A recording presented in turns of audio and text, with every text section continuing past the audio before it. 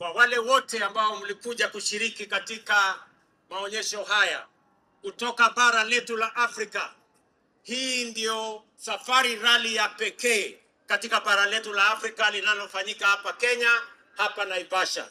Na tunasema pongezi kwa wale wote waliotoka East Africa, kutoka Tanzania, kutoka Uganda na Wakenya wenzetu nyote mliofika hapa, tunasema pongezi. Mimi nawashukuru wale wote walioshiriki.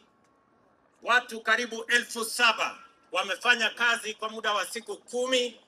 Watu 1,600 wameuza chakula katika sehemu hapa, na wengine wengi wametembea safari ya kuja kujivinjari.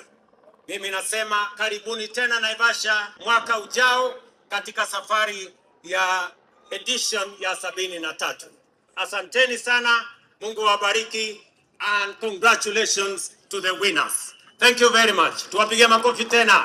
Asante sana Mheshimiwa Rais. Thank you so much.